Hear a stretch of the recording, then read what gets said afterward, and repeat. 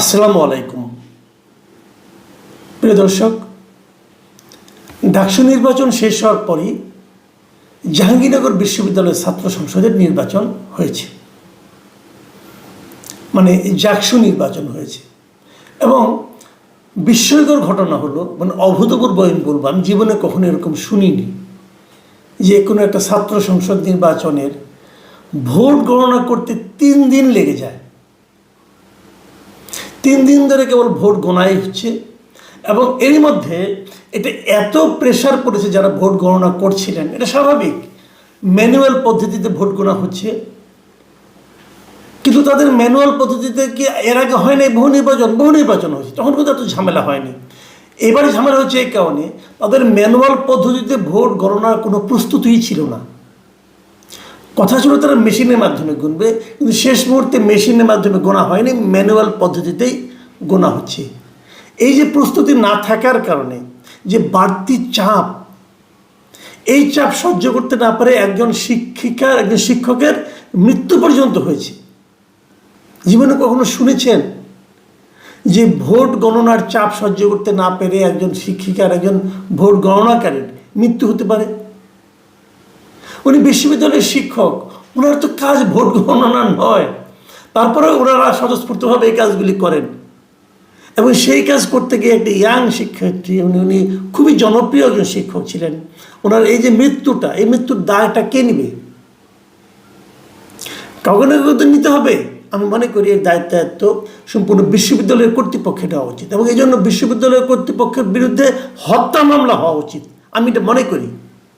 আপনারা বিশ্ববিদ্যালয়ের দায়িত্ব নিয়েছেন, নির্বাচনের দায়িত্ব নিয়েছেন, আপনারা কেন একটা নির্বাচন কন্ডাক্ট করতে পারলেন না? কেন পারলেন না ভাই? না পারার তো কোনো অজুহাত এখানে কার্যকর না। আপনি কি বলবেন? আপনি কি এমন কথা আপনার মধ্যে আছে, কি এমন অজুহাত অথবা কি এমন যুক্তি আপনার আছে যে যুক্তির কারণে একজন শিক্ষকের মৃত্যুকে জাস্টিফাই করা যায়? কি এমন যুক্তি আপনার এমন আছে যে মাত্র 11,000 ভোট, এখানে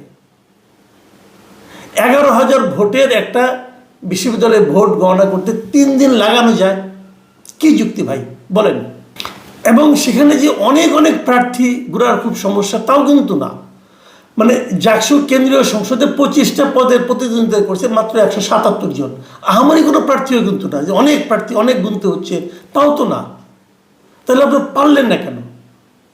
না পারার মূল কারণটা হলো ওটাই, তাদের কোনো প্রিপারেশনই ছিল না। সব কিছু না যান্ত্রিকভাবে আপনারা গুনবেন, কিন্তু তারও তো একটা সবসময় কিন্তু একটা আপনার সাপোর্টে কিছু থাকা লাগে, একটা প্ল্যান বি থাকা লাগে, যদি এই কারণে কোনো কারণে এটা বন্ধ হয়ে যায় যেন আমরা ওইটাতে শিফট করতে পারি। কি আপনাদের অল্টারনেটিভ প্ল্যান ছিল? কোনো প্ল্যান ছিল না। মানে এরকম ভয়ঙ্কর ব্যর্থতা আমার জীবনে আমি কখনো দেখিনি। কিন্তু সেটা নিয়ে কি হচ্ছে আবার দেখেন, আরও অনিয়মের কতগুলি মানে সীমা নাই। নির্বাচনের দিনই দেখলাম একজন শিক্ষক উনি কমপ্লেন করছেন যে অমোচনীয় কালি দেওয়া হয়েছে, এটা অমোচনীয় নয়, এমনি উঠে যায়, নর্মাল কালি দেওয়া হচ্ছে। নিশ্চয়ই এগুলো চুরি হয়েছে, অমোচনীয় কালির জন্য টাকা নিয়েছে, নিয়ে এটা কম দামি কালি নিয়ে আসছে, চুরি হয়েছে। আবার দেখুন উনি নিজেও মানে নির্বাচনকে বলে যে এই নির্বাচন হচ্ছে না। উনি যখন এটাকে বলছেন তখন একজন শিক্ষক যিনি নির্বাচনের দায়িত্বে ছিলেন এবং গুরুত্বপূর্ণ দায়িত্ব ছিলেন, উনি যখন এগুলো বলছেন তো তার কথা কেউ কর্ণপাত করছে না। এরই মধ্যে এই নির্বাচনের অংশ হিসাবে অনেকগুলি প্রতিষ্ঠান কিন্তু অনেকগুলি সংগঠন কিন্তু নির্বাচনকে বর্জন করেছে।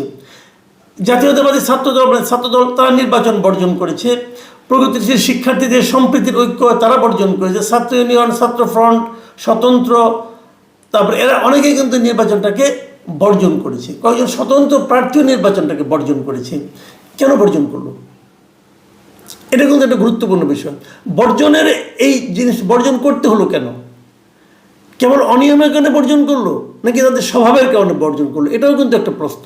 আমরা এর আগে দেখেছি যে ছাত্রদল নির্বাচন বর্জন করলো কখন? একদম শেষ বেলায় এসে, ভোট শেষ হওয়ার 1 ঘন্টার আগে, ঘন্টাখানেক আগে। অন্যরা প্রায় ওই রকম সময় বর্জন করলো কেন? এই বর্জনের বিষয়টা একটা ছোট্ট একটা নির্বাচন, এই নির্বাচনে এত অঘটন কেন ঘটবে?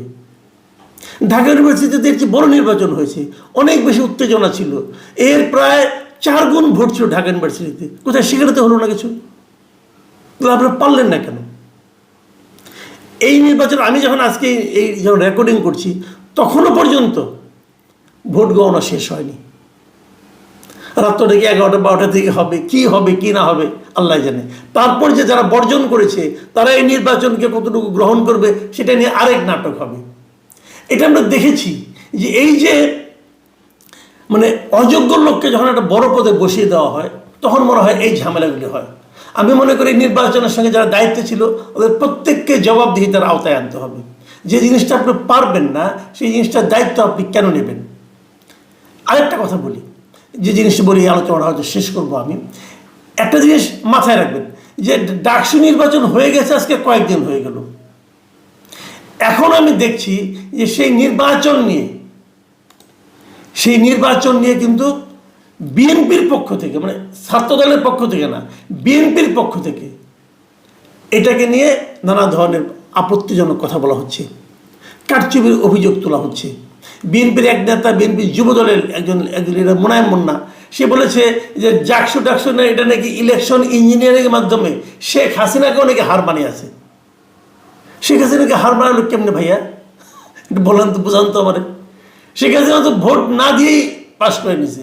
শেখ হাসিনা তো দিনের ভোট রাতে করেছে। শেখ হাসিনা তো আমি এবং ডামির ভোট করেছে। এই যে ইঞ্জিনিয়ারিং, এই ইঞ্জিনিয়ারিংকে কীভাবে হার মানানো ভাই বুঝান আপনি? মানে মুখে যা আসবে তাই বলে দেবেন? কি এমন রাজনীতি আপনারা করেন যে মুখে যা আসলো সেটা বলে দেওয়ার আপনারা বৈধতা পেয়ে গেছেন?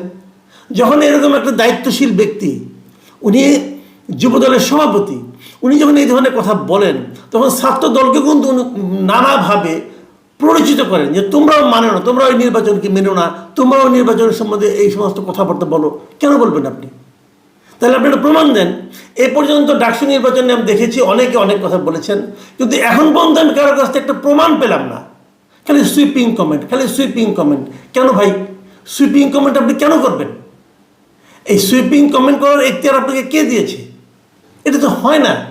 এবং এর মাধ্যমে আপনারা যে স্টুডেন্টদেরকে, মানে আপনাদের যারা ছোট ভাই, তাদেরকে যে প্ররোচিত করছেন যে একটা কিছুকে মানে নিজের পক্ষে না গেলেই সেটাকে অস্বীকার করা, নিজের পক্ষে যায় নাই অতএব নির্বাচন ভালো হয় নাই, এই যে মানসিকতাটা, এটা আমরা আগেও দেখেছি, জাতীয় নির্বাচনেও দেখেছি।